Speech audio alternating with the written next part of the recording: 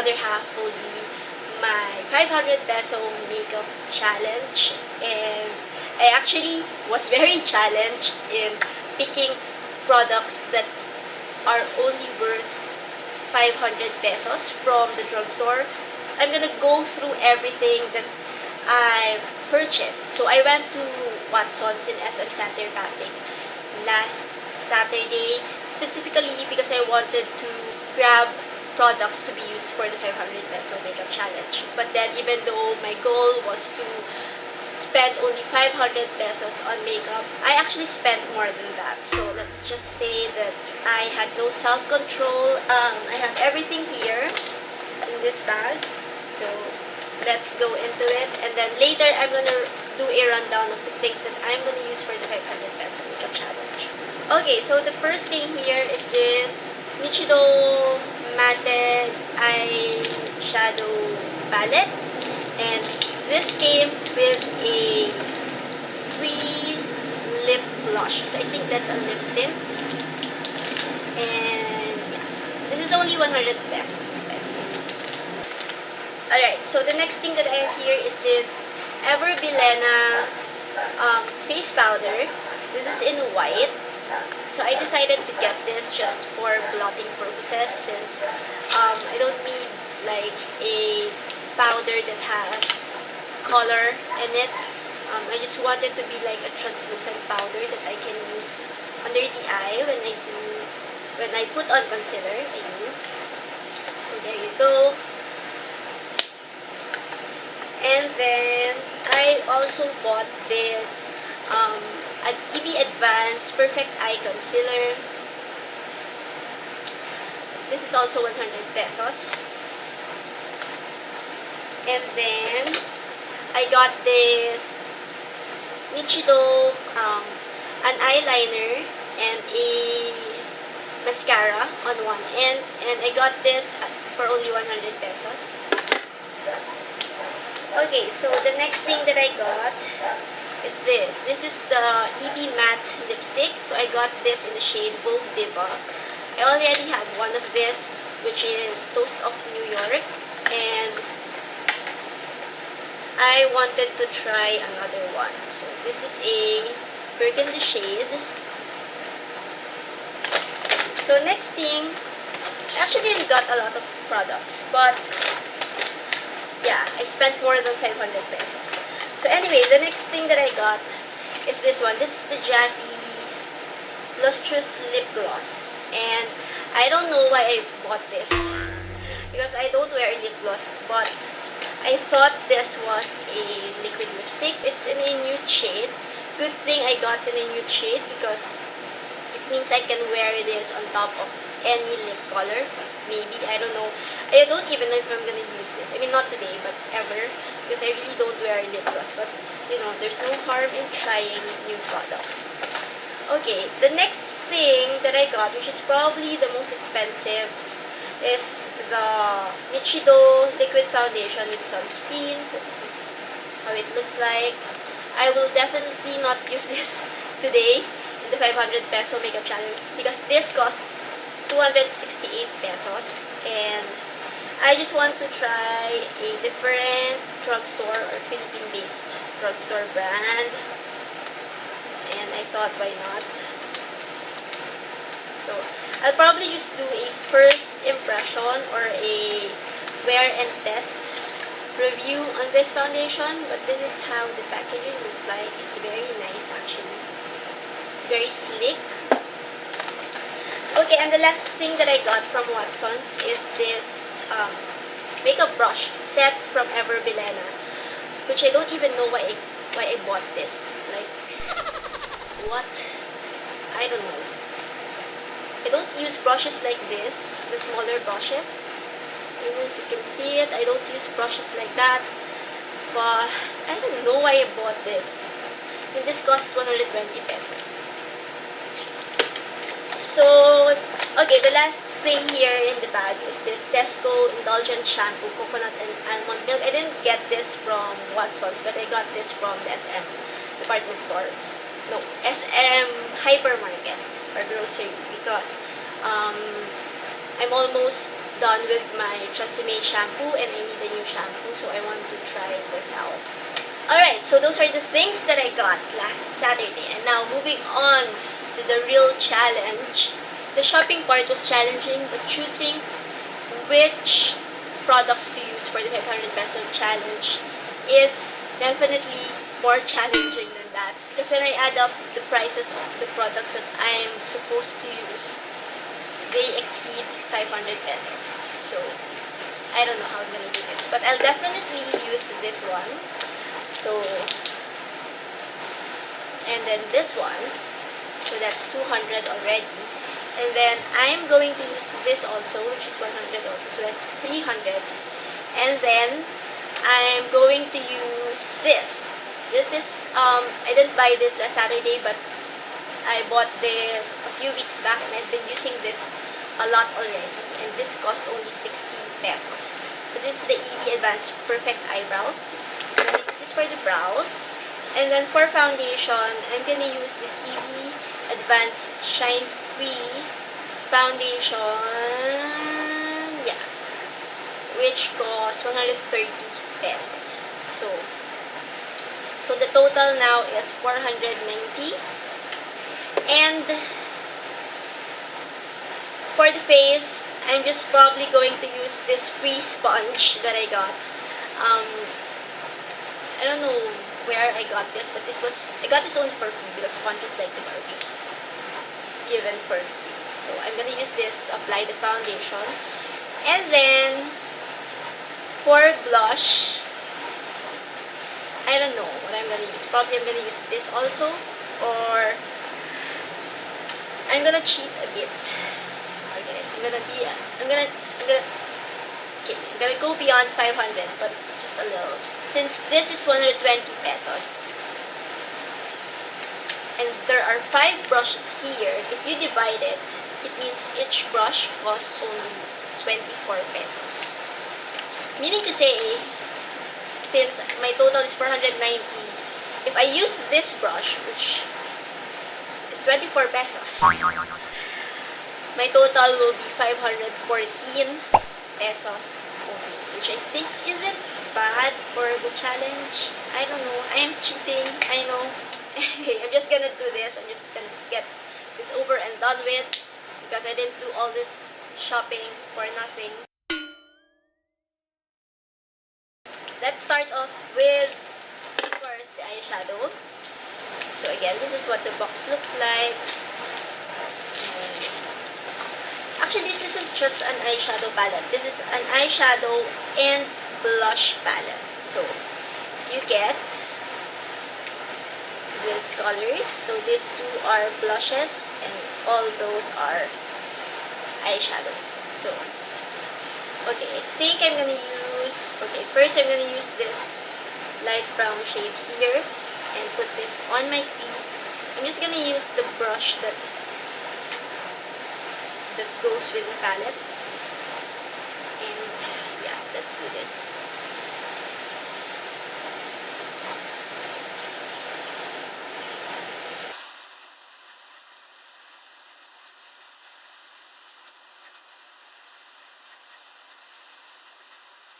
Oops, sorry, sabi ko Tagalog. So anyway, sige. Tagalog na tayo. Moving forward. Wow, this is very pigmented. I actually like the color.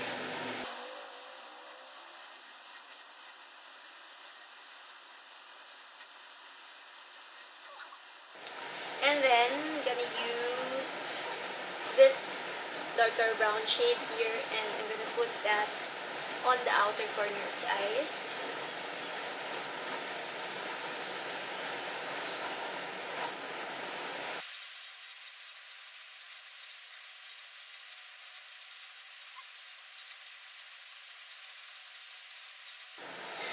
I don't know what I'm doing, but I'm going back to this light brown shade and I'm gonna apply more.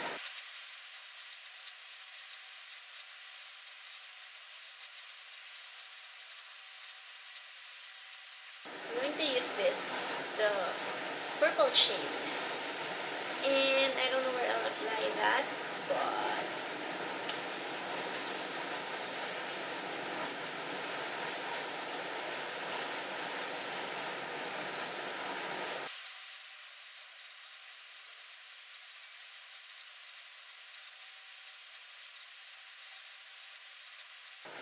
okay, before I finish up the eyes, I'm gonna do my face first.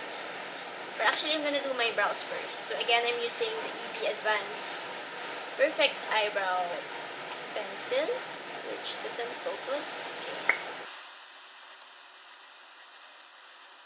Ano ba yan? Sabi ko Tagalog, pero hindi siya ko English. Anyway, alam nyo, sobra ako nagsisisi dun sa binili ko na brush. Na sana yung eyebrow gel na lang ng Ichido yung binili ko. Hindi ko talaga alam kung ba't ko binili yan. Pero, syempre, helpful din naman kasi wala akong tool to apply the makeup in case kung hindi ko binili yan.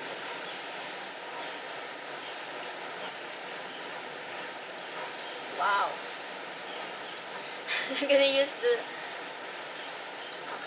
small comb and susuklayin ko na lang siya para mag-lighten siya since wala akong eyebrow gel na pwedeng gamitin.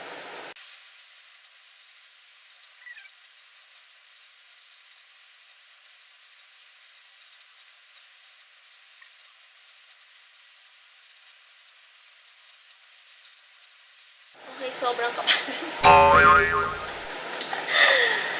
Sobrang kapal. Ano ba yun? So, I'm gonna take this, yung natitirang brown shade dito sa brush na ginamit ko for my eyeshadow and tatry ko lang siya i-blend. Try lang. Kasi sobrang kapal niya tingnan.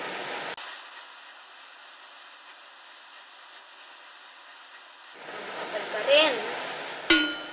My gosh. Kapal, diba?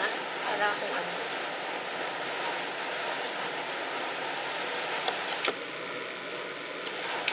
Sige, try natin i-lighten yung ating eyebrows dahil masyado siyang makapal. Gamitin ko tong parang champagne shade na to. And I'm just gonna use the same brush kasi ito lang naman yung brush ko.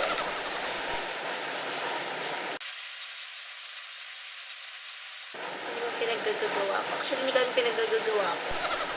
Ang hirap pala kapag limited yung pwede mo gamitin.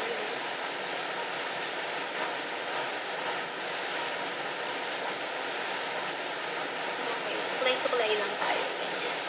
Diba?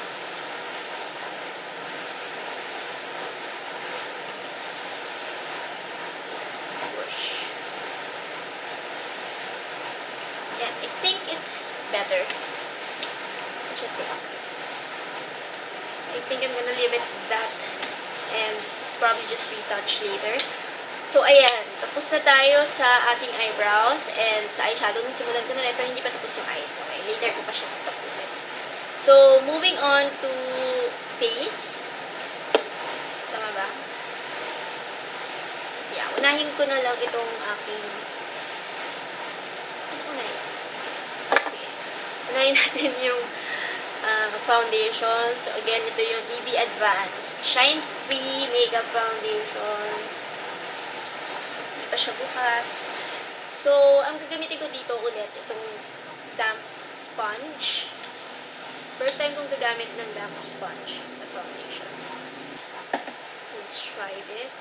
Nakapaan ako.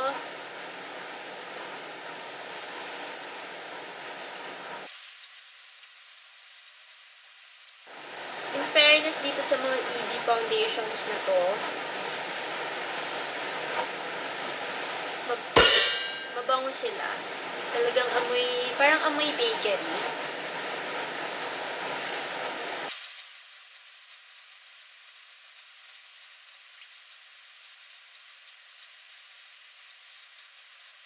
Parang super light nung coverage niya. So, I'm gonna do another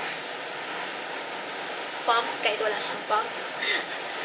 Another layer. Yun. Yun pala yung tawag ko. Pero onti lang. Mas onti kaysa mas panita. And, yeah. Blend, blend, blend.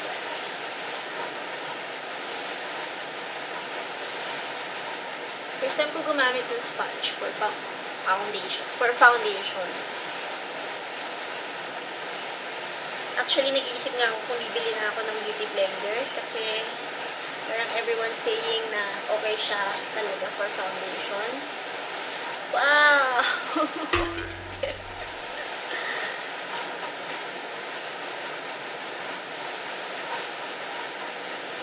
Pero kasi namamahalan ako.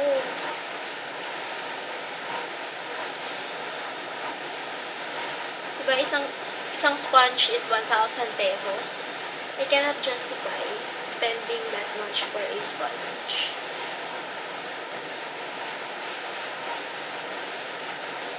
Pero sabi naman nila, ewan ko kung sino sila. Kaya sabi ng mga YouTubers, kahit yung favorite ko na si Kathleen Lights, super worth it yung mga beauty blenders because you can use it for, not just for foundation, you can also use it for blush, concealer, ganyan. So, I think, yun na yun, for foundation, parang hindi ko na siya mabiblend pa. I think okay na yun. So, for concealer, I'm gonna use this again, BB Advance Perfect Eye Concealer.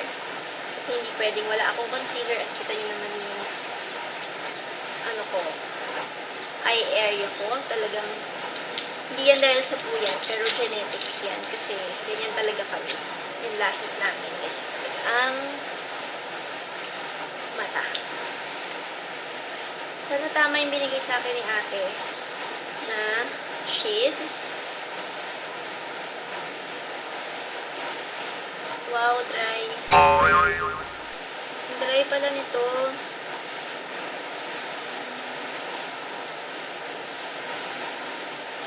Siguro hindi na lang ako maglalagay ng madami. Pero ayan, lagyan ko na siya. Konti lang. So I'm gonna take the sponge again and blend it.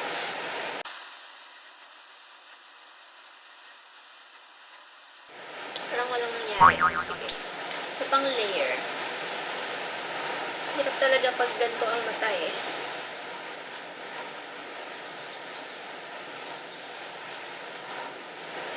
Foundation. Concealer is light.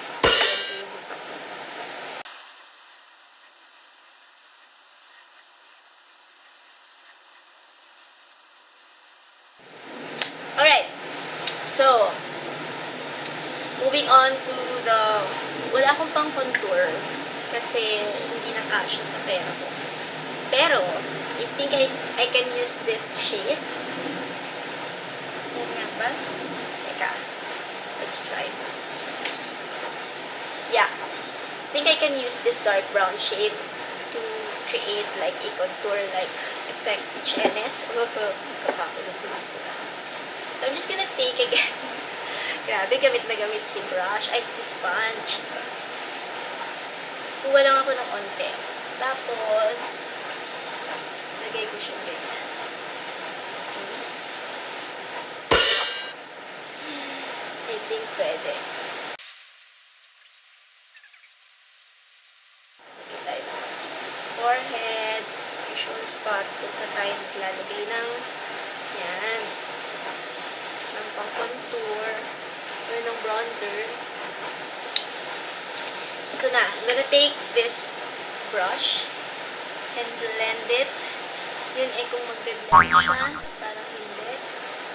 Parang nabubura lang siya, pero sige na. Actually, parang nabura lang siya. So, balik na lang tayo sa ating trusty sponge and blend it. Harsh nito, diba? That's one harsh contour. Pero kaya yan. Blend lang natin. Like that.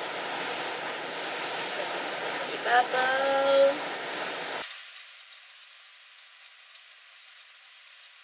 Wala akong nagkakaskas sa mukha ko na ano.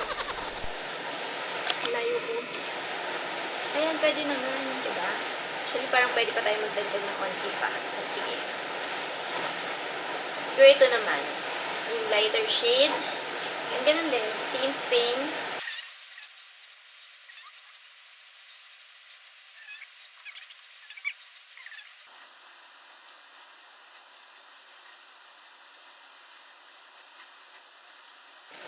Okay, so moving on to blush. Meron tayong dalawang blush dito. Isang peachy, mas peachy na shade. Isang mas pink. So, syempre, dahil ganito yung naging bronzer ko, gagamitin ko yung mas peachy na shade. And, gamitin ko tong brush na to.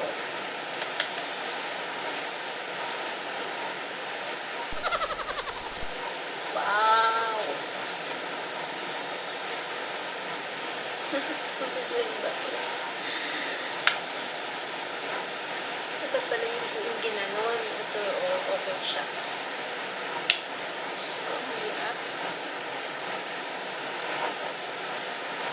Wow! Para kang lokal-lokal dito.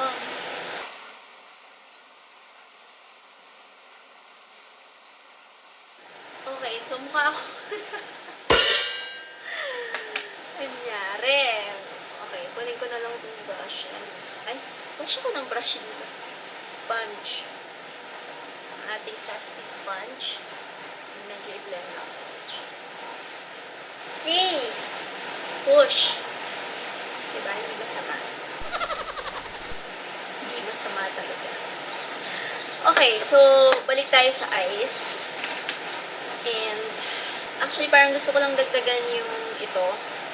Yung purple shade na nilagay ko sa outer corner. Kasi mas gusto ko siya na mas deep.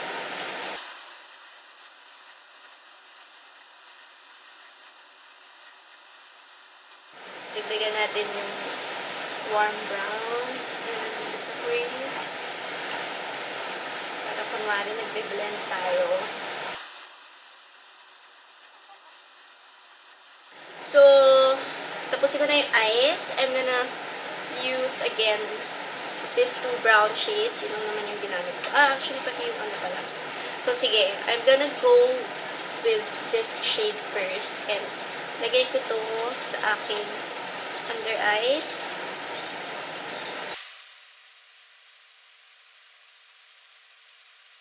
Tapos, I'm gonna go with the purple shade. And, lagay ko rin siya sa aking under eye area. Waterline.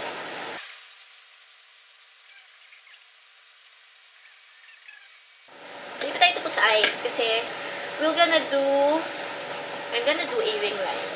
Diba? Ang taray. Para naman umayos-ayos yung ating eyes. So, this is the eyeliner and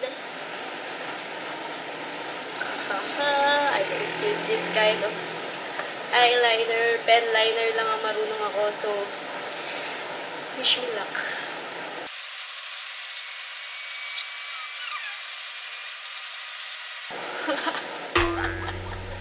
Kung saan-saan siya napunta. Wait lang. Burahin ko lang. Goodness.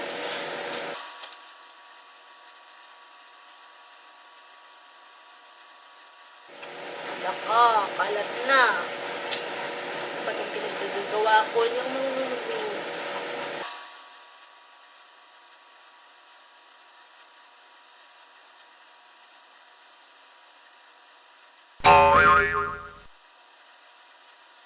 nangyari. Ang daming wing. Hindi, sige, yan na natin. Panindigan natin yung ganyang klase.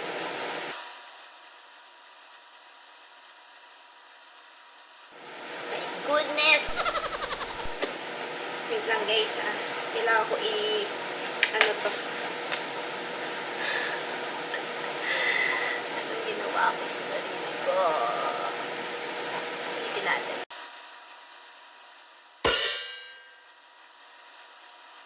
Okay, so nawala, nabura na yung eyeshadow ko dito. I-retouch ko na lang siya later. Pero, tapusin ko muna tong wing line. So, binura ko lang siya using, ayan, ebidensya, wipes. Kasi nagkaloko-loko talaga siya. Anyway, dito muna ako sa kabilang side.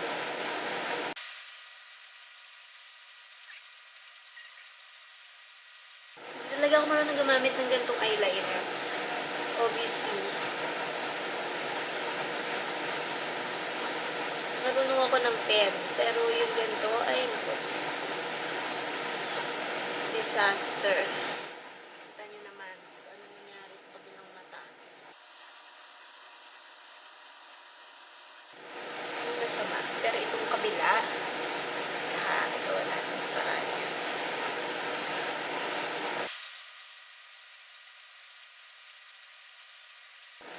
Okay, so I think ganyan na siya.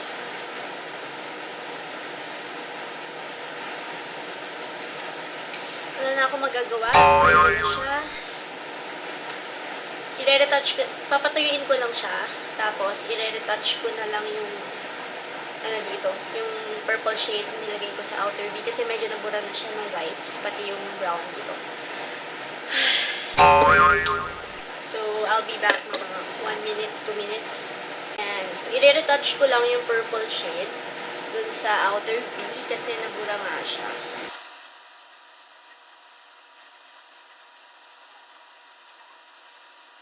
I think okay na yan. Sige na, hindi ko nagagalawin dahil baka kung ano pang Pero, hindi pa ako tapos sa eyes kasi lalagay pa ako ng brow bone highlights. I'm gonna use this shade. Wala na akong pang-apply, so I'm just gonna use my pinky finger. Lagay natin siya dito sa brow bone.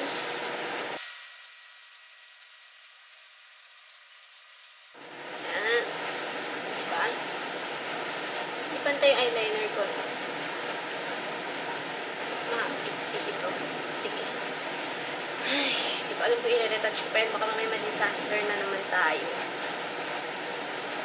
Pero sige, lalagyan natin ng konti. Ay, gusto ko itong champagne shade nito. Oh, maganda siya sa inner corners. Saglit. Medyo, habaan ko lang yon yung eyeliner na yon. Oh, please. Disaster na naman occur.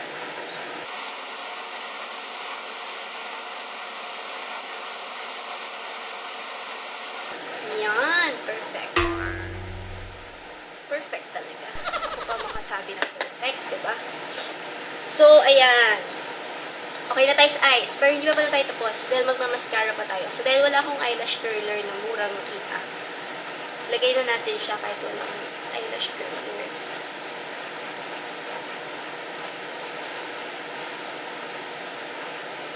Okay na. Parang wala namang pinagbago kasi alam niyo naman yung pinigmata ko.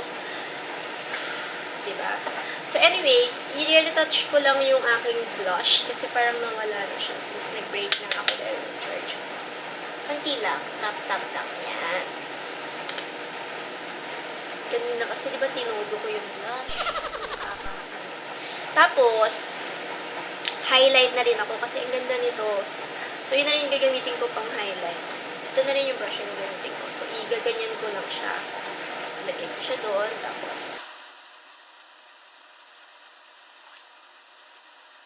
actually, pero sa shiny ng mukha ko ngayon dahil wala akong pwedeng gamitin na what do you call this?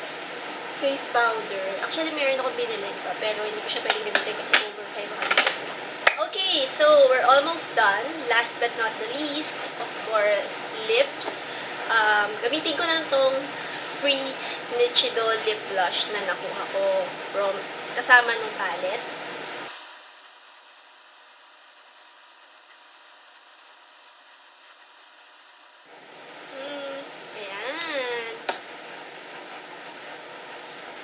Alright, so we're done with the 500 peso makeup challenge and this is the look that I came up with. Grabe. Okay. Alam nyo, when I was, well, I haven't really watched a 500 peso makeup challenge. Pero nakikita ko sila doon sa YouTube, sa recommended videos. And parang sa isip ko, ang dali lang naman yan, ganyan, diba? Pero hindi pala siya madali. First pa lang na mahirap is yun sa shopping. So, syempre, you have to shop. You have to be practical. So, kailangan mo maghanap ng deals. Siguro kaya ako nahirapan kasi I went to a small store lang, sa Watsons lang. So, yung mga brands doon are EB, Careline, Jazzy, Shawil ba yun? Is LOL, tapos BYS, and Nichido. Yun lang yung mga, ano nila doon. And, maliit lang yung mga stall nila. So, onti yung choices. Kumbaga, I mean, siguro compared to their stalls sa mga department store talaga. And, aside from the shopping part, of course, choosing what products to use na hindi siya lalampas ng 500. And I cheated with this brush. Pero actually, kahit hindi ko pala gamitin itong brush kasi just using my trusty sponge. Actually, pwede ko rin ilagay yung blush using this and all, and kahit yung highlight shade na parang ginamit ko. Pwede rin ito yung gamitin ko eh. So, without this, I spent 490 to create this look. Ayan. And with this, I spent 540 pesos. So, not bad pa rin. Still 500 pesos. So, again, this is a fun yet very challenging challenge. And I'm glad I did it because I actually discovered how good this Nichido palette is. And I will definitely use this in future videos. This concealer though is a bit dry for my liking. Mas gusto ko kasi yung creamy concealer since I get really dry under eye area. So, and then what else? So this foundation, medyo light yung coverage niya, so I had to put on 2 layers. This one, I've been using this naman na in my tutorial, pero not alone. So usually, I use a brow gel to set it, and lighter brow gel. Kaya rin siya ganito ka-dark kasi nga, I used it alone. Since wala akong brow gel, diba? Pero this is very good, actually. For 60 pesos, this is very good. So, there you have it. Hope you guys like this video. Please give this video a thumbs up and subscribe to my channel for more. And see you again in my next one. Bye!